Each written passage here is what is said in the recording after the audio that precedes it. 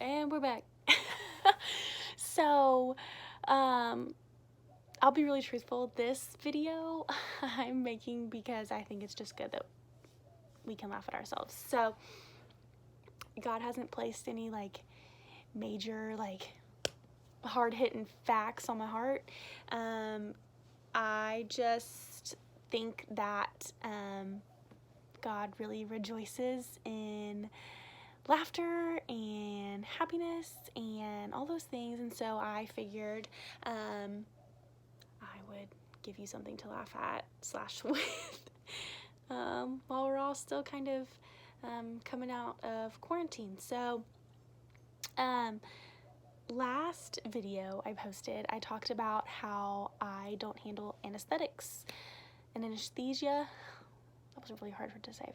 Anesthesia, I think, whatever. I don't handle it well. I figured I would just tell you about my experiences. So the first time that I was under anesthetics, I was getting my wisdom teeth removed. I was in like middle school. I had just gotten my braces off, so my teeth were like perfect and straight, and we didn't want my wisdom teeth that were growing in like diagonally to mess up my teeth. Makes sense. My parents just spent thousands of dollars to make sure my smile looks nice, and didn't want it to mess up. So thanks, Mom and Dad.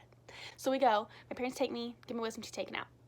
My dad has to stay home. He takes and like works from home that day. My mom took me in. It was like summer, I think. And I go in, and first things first, my family has a history of being allergic to anesthesia or whatever it is, however you want to say, anesthetics. And so my aunt gets really sick, and my mom doesn't handle it very well, and I don't handle it very well. So every time I've been under anesthetics, I've woken up really nauseous. So we always take precautions. So that will come into play later. It's really funny. I've had a lot of experience. And when I say a lot, it's not a lot, but also kind of feels like a lot. You'll see. So anyway, so we go. I wake up from the anesthetics, and I've always been a very like independent person. And so I'm getting up out of the operating chair at the wisdom teeth place, and I'm like, I got it. My eyes are shut. I have no idea where I'm going. I have gauze stuffed in the back of my mouth. I look like a chipmunk. My cheeks are literally this big. And I'm like, I got it. Like one eye open. A whole mess express. I'm trying to get myself into this wheelchair that I'm pretty sure is locked, but also might have moved. I don't know. It might have moved after after I was already sitting. I don't know. I had no recollection. All I know is that I told them I got it getting into the wheelchair, and then I told them I got it getting out of the wheelchair into like the recovery chair.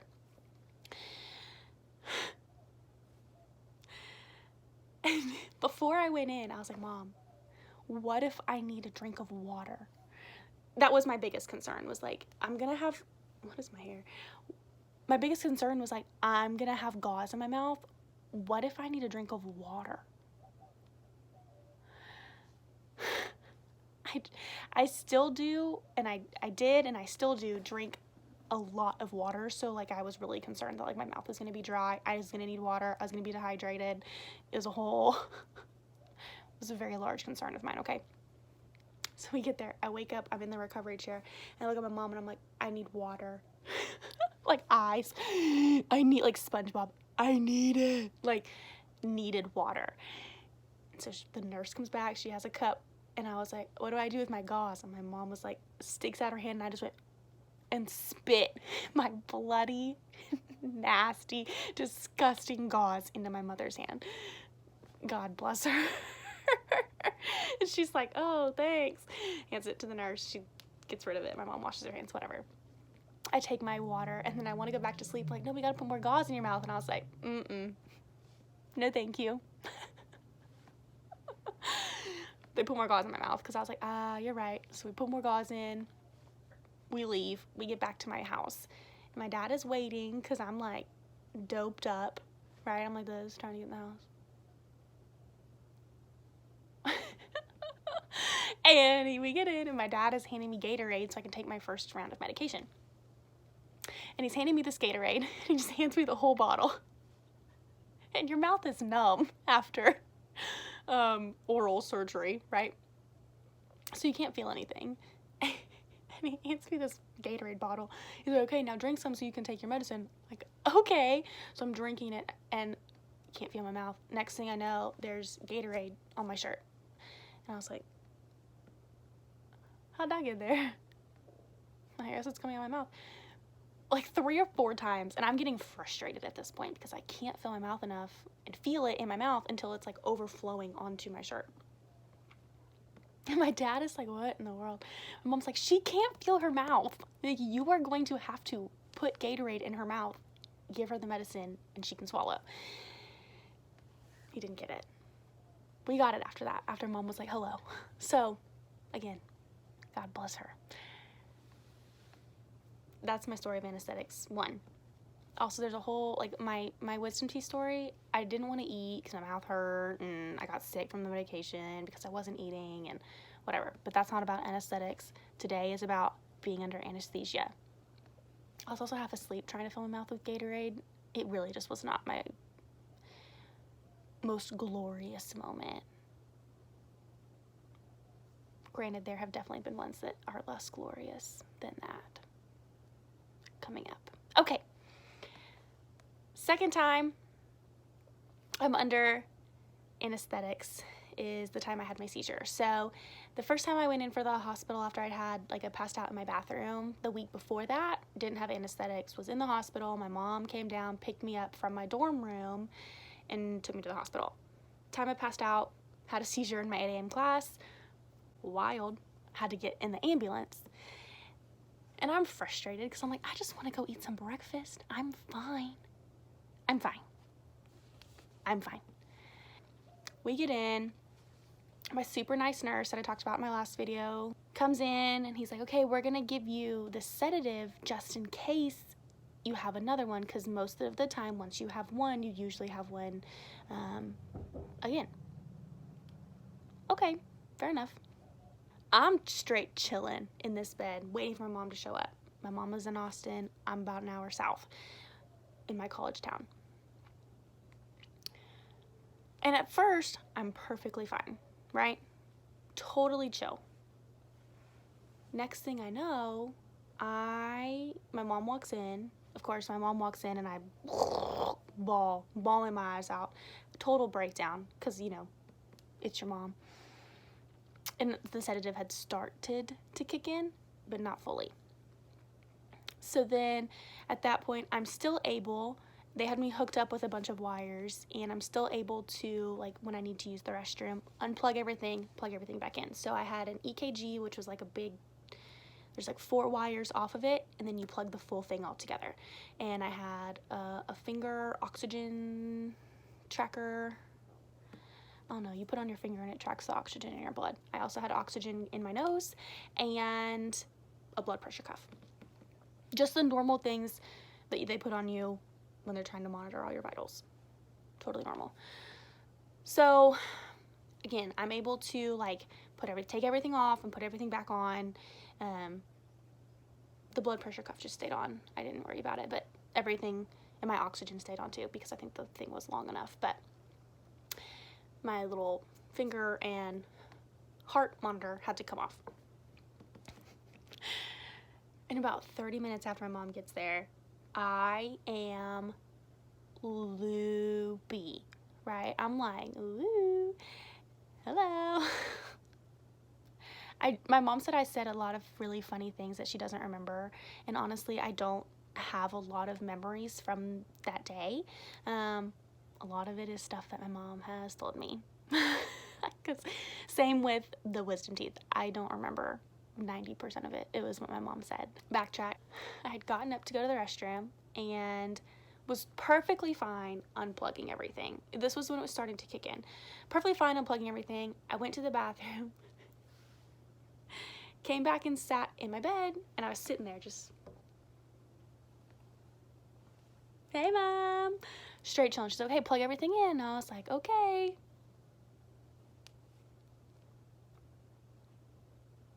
And in my head, and I remember part of this, but in my head, I'm like, Amanda, plug the dang thing in. Just plug it in. Just make it happen for yourself. I'm sitting there, I'm looking at it because it's like a connector piece.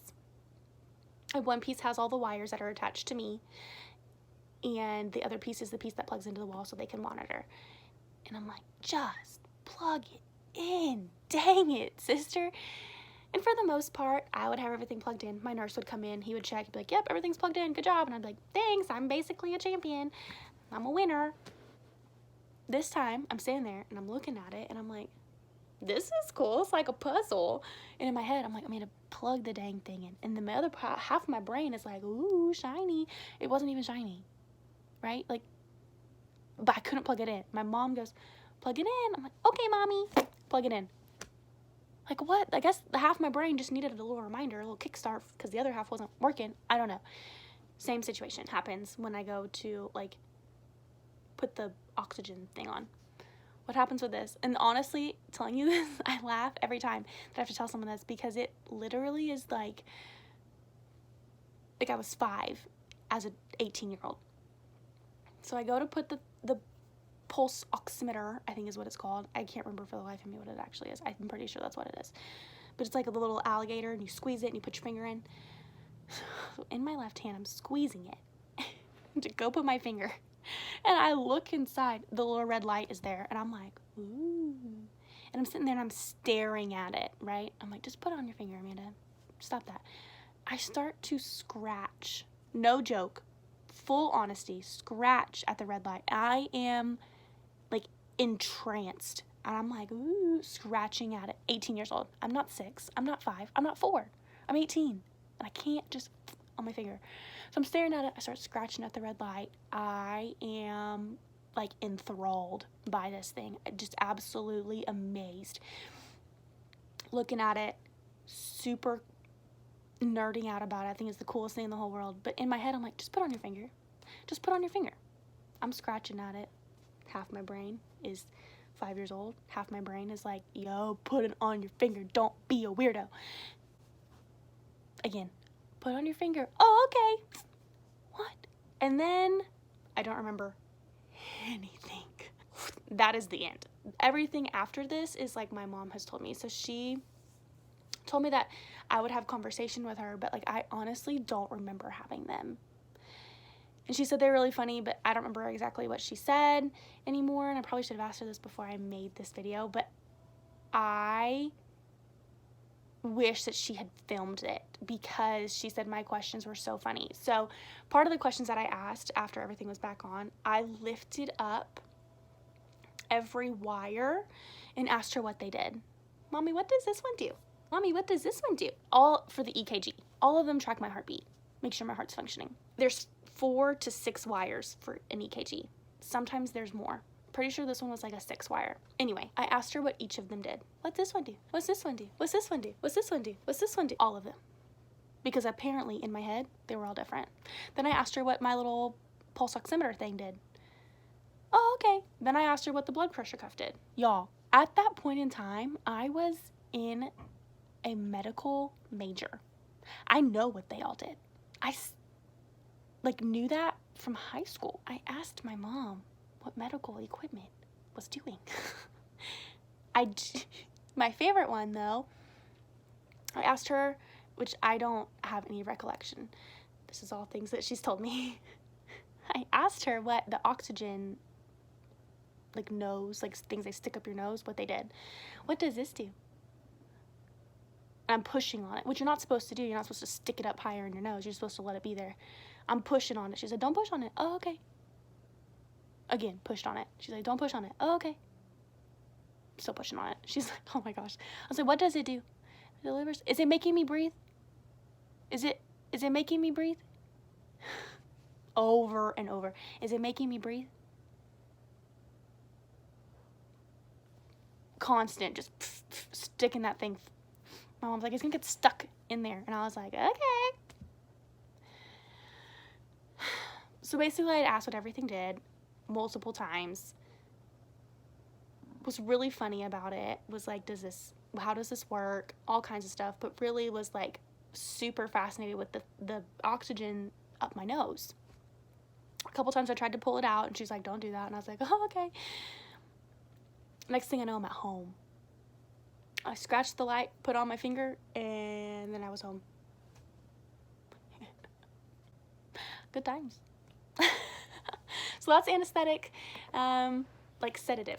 Then when I got probably oh my gosh, a bird just hit my window. Oh, that was terrifying. Oh, my heart is racing. Oh my gosh, wow. Okay. Okay. The most recent time I was under anesthetics, I had to get a endoscopy and a colonoscopy. And if any of you know how fun those are, you know they're not. It was fairly recent. So I go in for my colonoscopy and my endoscopy. I was like, oh, by the way, every time I come out of anesthetics, I'm stupid nauseous. Haven't ever thrown up because they always give me the medicine.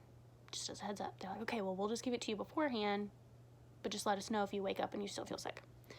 I was like, good deal.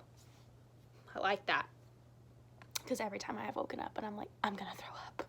So we come out and she wakes me up, she brings in my parents, and I'm slowly waking up. I can't have contacts in, so my parents give me my glasses at some point.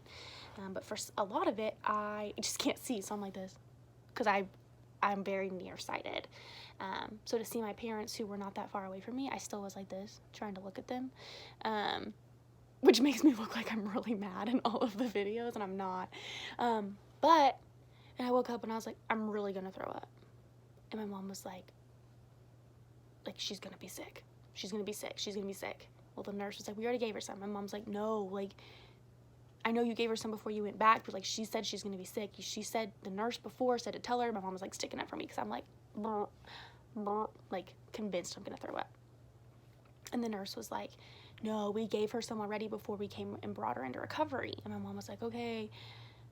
She said it might just take a second for it to kind of kick in. And my mom's like, they already gave you medicine. There isn't anything you can do. And I was like, okay. I'm like green, apparently. My mom's like, oh gosh. It went away. I didn't throw up. Thank goodness. But they brought in the pictures of my like colonoscopy and my endoscopy, and I'm looking at them. And let's just have a chuckle all together, okay? I can't see. I'm waking up from anesthetic. I can't see. I don't have my glasses on, and I like am drugged up, right? So I'm sitting there and I'm like, Mom, is that my butthole? I legitimately asked my mom if they had taken a picture of my butt. And she was like, no, it's not. And I was like, are you sure? I was literally, because your intestines are like a circle, right? Like, and waking up, I was convinced that they had just taken a picture of my butt. They didn't. In case you were wondering, it was not. It was my colon. And it still cracks me up to this day that I was convinced that that's what that was. So, I'm sitting there, Mom, are you sure? Are you sure? Let me look at my pictures. And I, apparently, waking up from anesthetics, can't speak as an adult. I speak like I'm 6, like a little kid. Which I look back and I'm like, God, 1, I'm really talkative. 2, why did I talk like that? Kind of whiny. Ugh, it's annoying. I don't love it. But I was waking up, and it's just not, I don't do well. I really do not do well on anesthetics. So, I'm waking up, and the doctor comes in, and he's like, okay, so here's the deal. You're going to have to go on this diet where you can't eat the old things you like to eat. And I was like, that's dumb. And my main concern in that moment was the fact that I was not going to be able to drink coffee, Coke, or Dr. Pepper. I hadn't even taken into account that I couldn't eat Chick-fil-A. which is like my favorite food. I also wasn't really supposed to eat like Mexican food, which is my other favorite food. It was just a really not good time for me, okay? And so I'm in there and I'm arguing with my mom, and she's like, you just need to get more sleep so you don't have to drink caffeine. And I was like, no. I'll include the video. It's pretty funny. We'll just drop it on in here. Yes. Are you sure? Yes. Okay. Well, it's clear.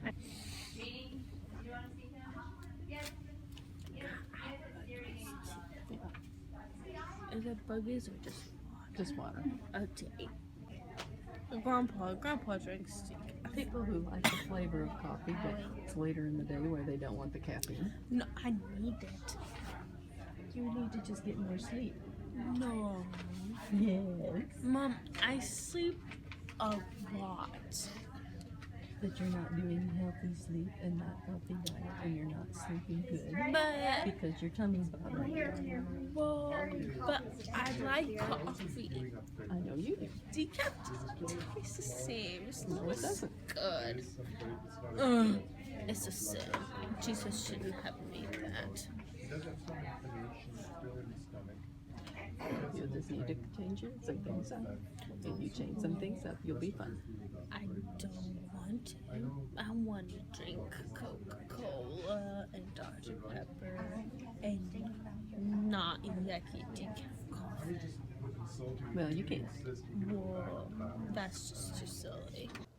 So yeah, obviously I don't handle it super well. And I just thought in this moment, today, on Monday, May the 4th, right before, 4 days before I turned 25, I would share with the world that I don't handle anesthetics very well. If I ever have to go under anesthetics, one, tell them that I need the shot that makes me not want to puke, like people that they give that who are allergic, and be prepared for a lot of funny things as I come out. I just really wanted to share kind of a chuckle. I wanted people to be able to laugh and laugh at me / with me. I really think that God enjoys when we can laugh at ourselves. I think God really does love when we get to just share in laughter and happiness and all of those things kind of like that I mentioned at the beginning. But I really do believe that. That is something that I have kind of held fast to in my life, is that like God is a God of joy, and so when we go through hard times, that he's still going to be there. Sometimes you cry, sometimes you laugh, sometimes it's better than others, and that's okay. And so if I could bring you even just a little bit of joy, then perfect. That's all I care about. So I hope that you have a great rest of your day. Go Big Red. Jesus loves you. Hope you got a laugh. I'm out of words. I'm gonna stop rambling. Peace. Love y'all.